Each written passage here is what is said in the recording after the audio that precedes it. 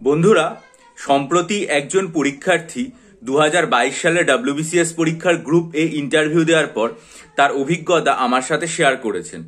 এখন এই চ্যানেলে নিশ্চয়ই অনেক পরীক্ষার্থী আছেন যারা WBCS গ্রুপ এ এবং বিতে ইন্টারভিউ দিচ্ছেন এবং ভবিষ্যতে দেবেন। আশা করি তাদের প্রত্যেকের সুবিধা হবে, সেটা জেনেই আমি আমার চ্যানেলে শেয়ার করছি। তা যে পরীক্ষার্থী এটা শেয়ার করেছেন তিনি আমার 2022 সালে যে অনলাইন ব্যাচ শুরু হয়েছিল WBCS পরীক্ষার জন্য পুরোপুরি জেনারেল স্টাডিজ এবং ডেসক্রিপটিভ বাংলা ইংরেজিকে কেন্দ্র করে, সেই ব্যাচের প্রায় সুদীর্ঘ 2.5 বছর তিনি আমার কাছে পড়েছেন।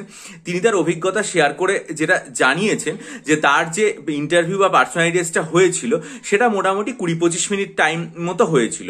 সবার প্রথমে তাকে শ্রদ্ধেয় চেয়ারম্যান ম্যাডাম যে প্রশ্নটা জিজ্ঞাসা করেছেন যে আপনি WBCS পরীক্ষায় যুক্ত হতে চান কেন। একজন পরীক্ষার্থী যিনি WBCS পরীক্ষায় যুক্ত হতে চাইছেন তার ক্ষেত্রে অন্যান্য বিভিন্ন ক্ষেত্রের থেকে যে ধরনের সুবিধা বা অসুবিধাগুলোর মুখোমুখি পড়তে হবে, কোন কোন সুবিধাগুলো এই চাকরির ক্ষেত্রে আছে সিভিল সার্ভেন্ট হলে, বা কি কি ধরনের অসুবিধা তার হতে পারে, এই প্রশ্নটাও তাকে জিজ্ঞাসা করেন। এবং এই যে সিভিল সার্ভিস রিলেটেড যে সমস্ত ব্যাপার ছিল সেগুলো নিয়ে তার সাথে ম্যাডামের যে প্রশ্নোত্তরের প্রক্রিয়া সেগুলো প্রায় 4-5 মিনিট ধরে চলেছিল। তারপর তাকে জিজ্ঞাসা করেন পঞ্চায়েতি রাজের ব্যবস্থাপনা সম্পর্কে, পঞ্চায়েতি রাজের ক্ষেত্রে পশ্চিমবঙ্গে যে ধরনের নিয়ম কানুন এসছে, এই ক্ষেত্রে সারা ভারতবর্ষ জুড়ে যে আইন হয়েছে এবং সেগুলোর যে ইভলিউশন হয়েছে বিভিন্ন সময়, সেই ব্যাপারগুলো সম্পর্কে তাকে জিজ্ঞাসা করেছিলেন। এরপর 2 নম্বর যিনি সদস্য ছিলেন সেই শ্রদ্ধেয় সদস্য তাকে যে প্রশ্নটা জিজ্ঞেস করে তিনি বর্তমানে যে চাকরিতে রয়েছেন। এক্ষেত্রে বলে রাখা প্রয়োজন যে আমার সেই ছাত্র তিনি বর্তমানে রেলওয়েতে কর্মরত, ভারতীয় রেলের একজন কর্মী হিসাবে। তার কাছে জিজ্ঞাসা করা হয় যে তাকে কি ধরনের কাজ করতে হয় এবং তিনি যে সমস্ত কাজকর্মের সাথে যুক্ত রয়েছেন সেই ধরনের কাজ করতে গিয়ে তাকে কতক্ষণ পরিশ্রম করতে হচ্ছে। বর্তমানে ভারত সরকারের তরফ থেকে ভারতীয় রেলের ক্ষেত্রে যে ধরনের পরিবর্তনগুলো আনা হচ্ছে বা যে ধরনের নতুন নতুন প্রজেক্টের কথা অ্যানাউন্স করা হচ্ছে, সেই ধরনের রেলওয়ে সম্পর্কে বিভিন্ন প্রজেক্ট সম্পর্কে তাকে প্রশ্ন করা হয়। আরো একটা জিনিস তাকে জিজ্ঞাসা করা হয়েছিল, সেটা হচ্ছে বিভিন্ন সময় দেখা যাচ্ছে যে সাম্প্রতিককালে বা বিগত 2 বছরের মধ্যে বিভিন্ন জায়গায় ভয়াবহ রেল দুর্ঘটনা ঘটছে। তো এই যে রেল দুর্ঘটনাগুলো ঘটছে সেই সমস্তগুলো ঘটার কারণ বা সেই সমস্ত জিনিস থেকে যাত্রী সুরক্ষা দেওয়ার প্রশ্নে একজন রেল কর্মী হিসাবে তার কি মতামত রয়েছে সেই সম্পর্কে তাকে প্রশ্ন করা হয়। বোর্ডের যিনি 3 নম্বর সম্মাননীয় সদস্য ছিলেন তিনি তাকে যেটা জিজ্ঞাসা করেছিলেন ভূগোলের ওপর থেকে প্রশ্ন করেন। কেন ভূগোল থেকে প্রশ্ন করেন? তার কারণ হচ্ছে তার যে অপশনাল সাবজেক্ট ছিল সেটা হচ্ছে ভূগোল ছিল। তাকে যেটা জিজ্ঞাসা করা হয়েছে সেটা হচ্ছে নর্থ বেঙ্গল এবং সাউথ বেঙ্গল এই সমস্ত জায়গার যে ভেজিটেশন যেগুলো রয়েছে সেই সমস্ত জিনিস জিজ্ঞাসা করা হয়। কোস্টাল রিজিয়ন যেগুলো রয়েছে উপকূলবর্তী অঞ্চল সেখানকার ভেজিটেশন থেকে জিজ্ঞেস করা হয়। ওয়াইল্ড লাইফ স্যাংচুয়ারি থেকে জিজ্ঞাসা করা হয়। তার জেলা, সেই জেলার যে ভৌগোলিক পরিবেশ সেই সমস্ত বিষয় থেকেও জিজ্ঞাসা করা হয়েছিল। আর একজন সদস্য তাকে জিজ্ঞাসা করেন টেকনোলজির ব্যাপার থেকে। টেকনোলজির ব্যাপার থেকে এই কারণেই জিজ্ঞাসা করেছিলেন কারণ যিনি পরীক্ষার্থী তিনি সিভিল ইঞ্জিনিয়ারিং নিয়ে গ্র্যাজুয়েট, তাই তাকে এই বিষয়গুলো থেকে জিজ্ঞাসা করা হয়। এবং এই যে ইঞ্জিনিয়ারিং এর যে প্রক্রিয়া সেগুলো ভারতীয় রেলের যে প্রক্রিয়াগুলোকে বা ভারতীয় রেলের কর্মসূচিকে কিভাবে উন্নীত করতে পারে সে ব্যাপারে জিজ্ঞাসা করা হয়। রেলে বর্তমানে কোন কোন ধরনের নতুন বৈশিষ্ট্য চালু করা হচ্ছে যেগুলো বর্তমানে কোনো একটা রেল স্টেশনগুলো দেখতে পাওয়া যায় সেগুলোর সাথে পূর্বতন সময়ের ক্ষেত্রে কি কি তফাৎ ছিল সেই বিষয়টা সম্পর্কে জিজ্ঞাসা করা হয়।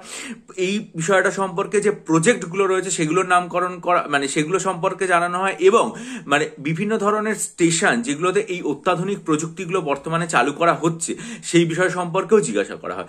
তা উনি আমাকে জানিয়েছেন যে এই 4 জন সদস্য তাকে এই 4টে বিষয় থেকেই জিজ্ঞেস করেছেন এবং আমরা যদি দেখি যে তাকে কোন কোন জায়গাগুলো থেকে জিজ্ঞাসা করা হয়েছে তাহলে আমরা যেটা দেখতে পাবো সেটা হচ্ছে যে প্রথম সেটা হচ্ছে তার সিভিল সার্ভিসের যে জায়গাটা রয়েছে তাকে জিজ্ঞেস করা হচ্ছে।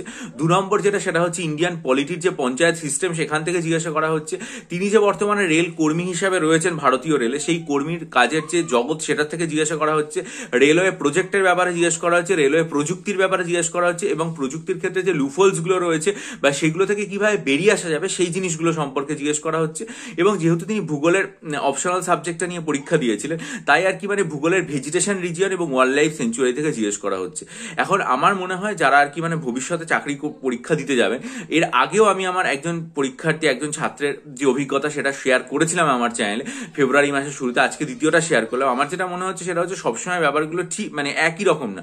মানে কাউকে অপশনাল সাবজেক্ট থেকে জিজ্ঞেস করা হতে পারে, কাউকে নাও হতে পারে, কাউকে তার গ্র্যাজুয়েশনে, যেমন এই পরীক্ষার্থীকে ইঞ্জিনিয়ারিং ব্যাকগ্রাউন্ডের বলে তাকে টেকনিক্যাল কোশ্চেন্স যেগুলো রয়েছে সেগুলো অনেক বেশি জিজ্ঞাসা করা হয়েছিল, সেটা জিজ্ঞেস করা হতে পারে, আবার নাও হতে পারে। সুতরাং আপনারা চেষ্টা করবেন, আপনারা যারা মানে দিচ্ছেন এবং দেবেন তাদের হাতে কি কি ধরনের মানে মানে যে বিষয়গুলো নিয়ে পড়ছেন, যেমন সেটা গ্র্যাজুয়েশনের সাবজেক্ট হতে পারে, আপনার অপশনালের সাবজেক্ট হতে পারে, আপনার ইকোনমি এবং পলিটির বিষয়পত্র হতে পারে, বা আপনি আর কি মানে যে চাকরির সাথে বর্তমানে যুক্ত সেই বিষয়টা হতে পারে, সেগুলো সম্পর্কে চেষ্টা করবেন একটা বিস্তারিত ধারণা নিয়ে যাওয়ার। কারণ আপনি যাতে ইন্টারভিউ বোর্ডে এই সমস্ত প্রশ্নগুলোকে ট্যাকেল করতে পারেন সঠিকভাবে এবং বোর্ডকে আপনার অনুকূলে নিয়ে আসতে পারেন, কারণ সেটাই কিন্তু আপনাকে ইন্টারভিউ বোর্ড থেকে মানে পাশ করে বেরিয়ে আসার ক্ষেত্রে, সাফল্যের দিকে নিয়ে যাওয়ার ক্ষেত্রে আপনাকে অনেকটা সুবিধাজনক অবস্থানে পৌঁছে দেবে। এই হচ্ছে ভিডিওর বক্তব্য। দুজন পরীক্ষার্থীর যে অভিজ্ঞতা সেটা আপনাদের সাথে শেয়ার করলাম। ভবিষ্যতে যদি আরো পরীক্ষার্থীরা আমাকে জানান যে তারা মানে কিরকম ইন্টারভিউ ফেস করছে, তাহলে নিশ্চয়ই আপনাদের সাথে শেয়ার করব। ভিডিওটা ভালো লাগলে লাইক করুন, বন্ধুদের মাঝে শেয়ার করুন, এবং যদি মনে করেন আসন্ন মিসলেনিয়াস পরীক্ষা, ক্লার্কশিপ পরীক্ষা এবং মানে হাইকোর্ট যে পরীক্ষা রয়েছে এলডিএ পরীক্ষা, সেটার জন্য ডেসক্রিপটিভ অ্যারিথমেটিক, ডেসক্রিপটিভ বাংলা ইংরেজি এবং ডেসক্রিপটিভ কারেন্ট অ্যাফেয়ার্স বা ডেসক্রিপটিভ এসে, প্রেসি রাইটিং এর স্টাডি মেটেরিয়াল নিতে চান, তাহলে দেখবেন আমার চ্যানেলে আমি ভিডিওগুলো করেছি। 2 মার্চের ভিডিওটা অঙ্কের সম্পর্কে করেছিলাম, 19 জানুয়ারির যে ভিডিওটা সেটা ডেসক্রিপটিভ বাংলা ইংরেজি কারেন্ট অ্যাফেয়ার্সের সম্পর্কে করেছিলাম। সেগুলো সম্পর্কে পরবর্তীকালে আরো বিস্তারিত আলোচনা করেছি 9 ফেব্রুয়ারির ভিডিওতে বা 15 ফেব্রুয়ারির ভিডিওতে। আপনারা সেই সমস্ত ভিডিওর লিঙ্ক দেখবেন আমার চ্যানেলের সর্বশেষে কমিউনিটি পোস্ট বা ইউটিউবে যে পোস্ট সেকশনে রয়েছে, সেখানে লিঙ্কগুলো দেওয়া আছে, সেগুলো মনোযোগ দিয়ে দেখবেন। দেখার পর যদি আপনারা আগ্রহ বোধ করেন সেগুলো নিতে, তাহলে ডেসক্রিপশন বক্সে আমার যে ইমেল আইডি রয়েছে সেই ইমেল আইডির মাধ্যমে আমার সাথে যোগাযোগ করেছেন। বহু পরীক্ষার্থী নিয়েছেন, উপকৃত হয়েছেন। আর আমি একটা কথা সবসময় বলবো যে আপনারা নেওয়ার আগে আমার চ্যানেলে বিগত 6 মাস জুড়ে আমার বিভিন্ন লেখা এবং বিগত 2 মাসে প্রচুর আর কি অঙ্কের স্টাডি মেটেরিয়ালের যে স্ক্রিনশট সেগুলো দেওয়া আছে, দেখবেন। দেখে যদি দ্বিধামুক্ত হওয়ার সম্পূর্ণ হবে, তবেই আমার সাথে ডেসক্রিপশন বক্সে ইমেল আইডির মাধ্যমে যোগাযোগ করবেন। ভালো থাকুন, বিজয়ী হন, সফল হন। চ্যানেলটা সাবস্ক্রাইব করে বেল আইকন প্রেস করুন এবং অবশ্যই আপনাদের মূল্যবান মতামত দিয়ে আমায় ঋদ্ধ করুন। ভালো থাকবেন।